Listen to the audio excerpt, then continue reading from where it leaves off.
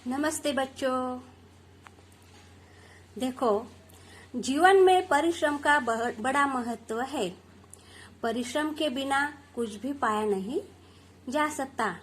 इसीलिए परिश्रम करने से कभी जी नहीं चुराना चाहिए। इस कहानी के द्वारा यह सीख दी गई है। तो बच्चों, हम आज गड़ाधन यह पाठ सीखेंगे।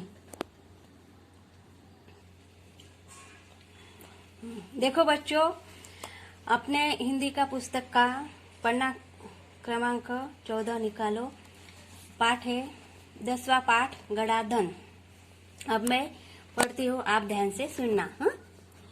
सुंदरपुर गांव में रामदीन नामक किसान रहता था।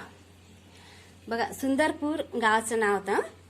त्याच्यात किसान म्हणजे शेतकरी। कोणता शेतकरी होता? रामदीन नावाचा शेतकरी तिथं सुंदरपूर गावात राहत होता। इसके 4 बेटे थे, त्याला 4 मुलं थे। रामदीन स्वयं तो बहुत परिश्रमी था, पर उसके 4 बेटों बड़े आलसी थे। वो कुछ काम नहीं करते थे। आलसी का मतलब काम चुकार होता है। काम नहीं करते। हर समय इधर उधर बैठकर गप्पे मारा करते थे। रामदीन उनके इस अल्हड़पन से परेशान था। उसे हमेशा बेटों के भविष्य की चिंता सताया करती। वह दिन रात यह सोचा करता कि बेटे अपना पेट कैसे पालेंगे। एक रात वह इन्हीं विचारों में खोया था। वो सोच रहा था, हम अपने बेटे कैसे करेंगे, अपना उदर भरण कैसे करेंगे। तभी उसकी पत्नी ने झिझकते हुए उसे एक उपाय सुझाया। उपाय सुनकर वह कुछ देर सोचता रहा, फिर एकाएक खुशी से उछल पड़ा। अगली सुबह रामदीन ने अपने 4 बेटों को बुलाकर कहा।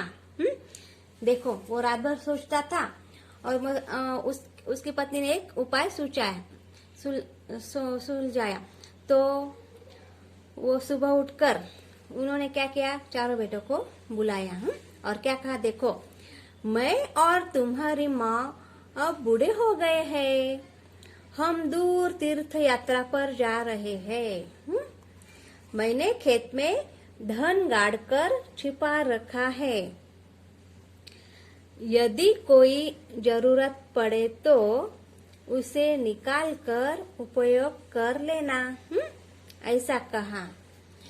देखो, गड़े हुए धन की बात सुनकर बेटे खुश हो गए और उन्होंने अपने पिताजी को खुशी खुशी तीर्थ यात्रा पर जाने के लिए कह दिया। वे मन ही मन खुश हो गए कि अब कुछ दिनों तक पिताजी का बंधन भी उन पर नहीं होगा। तुम्हें भी लगता है कि नहीं? वर्ग में हम हमारे क्लास में टीचर नहीं रहे, हम मजाक करेंगे, खेल कूदेंगे। तुम्हें बंधन रहता है कि नहीं? टीचर रहे तो इसी तरह ये 4 बेटे वो क्या कहते हैं, अब पिताजी नहीं तो हमें कुछ भी बंधन नहीं, हमें कोई डांटेगा नहीं। ऐसा लगता उनको। तो उन्होंने खुशी खुशी उनको विदा किया। रामदीन के जाने के बाद रामदीन गए। कुछ दिनों तक तो सब कुछ सामान्य चलता रहा। कुछ दिन तो उन्हें जो घर में था वो सब वो उन्हें उनका यूज किया। लेकिन उसके बाद पास का धन और घर का धान्य समाप्त होने लगा। अब हमें कुछ रुपए होते, वो कुछ दिनों में खत्म हो जाते। उसी तरह उनका जो उनके पास धन था, जो संपत्ति थी, वो खत्म हो गई और धान्य भी, घर में जो धान्य रखा था वो भी समाप्त हो गया। अब 4 भाइयों को चिंता हुई। उन्हें अपने पिताजी की कही बात याद आ गई। क्या याद आ गया? कि जरूरत पड़ने पर खेत में गड़ा धन निकाल लेना। गड़ा धन यानी कि उनके खेत में छुपाया था वो धन, तो वो निकाल लेना, ऐसा उनके पिताजी ने कहा था। उन्होंने रात के समय खेत की खुदाई का काम आरंभ किया। म्हणजे त्यांनी शेतातलं खोदायचं काम सुरू केलं। वे 2-3 राते खेत को खोदते रहे। 2-3 रात ते शेतामध्ये खोदत राहिले। कभी भी उन्हें गड़ा हुआ धन नहीं मिला। उन्हें वो धन नहीं मिला। क्यों नहीं मिला? उनमें धन ही नहीं था। रात भर के परिश्रम से, परिश्रम का मतलब मेहनत, रात भर के परिश्रम से वे बहुत थक गए थे। जब सुबह बहुत निराश और हताश होकर वे चारों अपने घर लौट रहे थे, तभी रामदीन के परम मित्र हरिनाथ ने पूछा। अब परम मित्र का मतलब मालूम होता है कि अपने बहुत ही पास का मित्र, अच्छा जो मित्र हमें बहुत अच्छा लगता है वो परम मित्र, उनका नाम था हरिनाथ। हरिनाथ ने पूछा, तुम सब थके हुए क्यों हो? वो थके हुए लगते थे, इसलिए उसने भी पूछा कि तुम क्यों थके हुए लगते हो। कारण जानने के बाद हरिनाथ ने चारों को सलाह देते हुए कहा, तुम लोगों ने खेत को खोद ही लिया है, अब उसमें बीज बो दो। म्हणजे तुम्ही आता शेत खोदलेलंच आहे, तर मग आता त्याच्यामध्ये बी पेरा, बीज बो दो, म्हणजे बी पेरून द्या। शेतकरी कसं बी पेरतो, मग त्याच्यापासून वेगवेगळं धान्य तयार होतं की नाही, तसं उसने क्या कहा, अब उसमें बीज बो दो।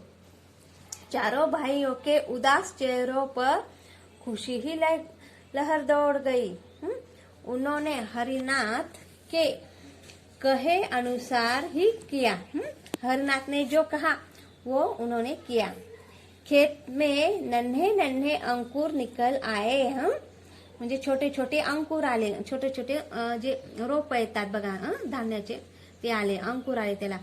उन चारों के मन में उत्साह जाग गया।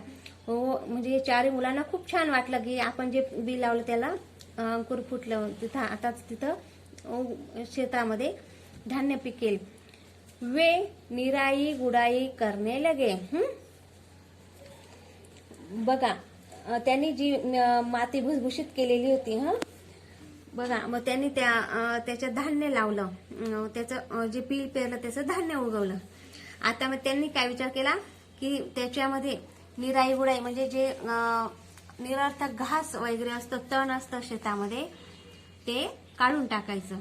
फसल बहुत अच्छी हुई और फसल यानी कि पीक बहुत ही अच्छा हुआ।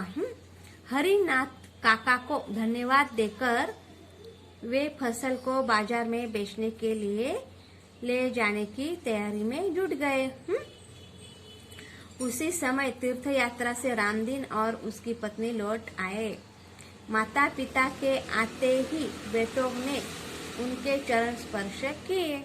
चरण स्पर्श किया यानी म्हणजे त्यांचे पाया पडले। गाड़ी में लदे अनाज के बोरे देखकर रामदीन ने कहा, अब तुम्हें खेत में गड़े धन का राज समझ में आ गया होगा।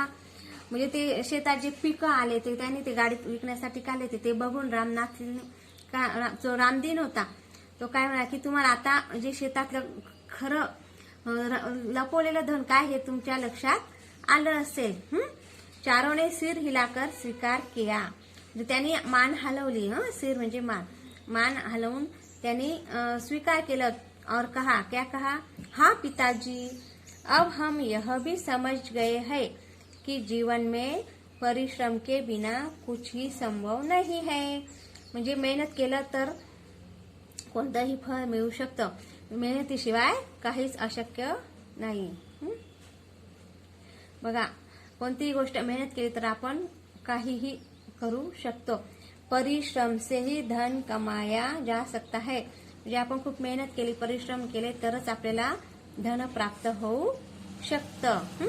या धड्यातून आपल्याला ही गोष्ट आपल्याला शिकायला भेटते की परिश्रमातून कोणतीही गोष्ट आपण परिश्रमातूनच केली पाहिजे, तेव्हाच त्याचं महत्त्व समजतं आणि परिश्रम केला तरच आपल्याला त्याचं काहीतरी किंमत मिळते. समजलं मुलांनो? हं?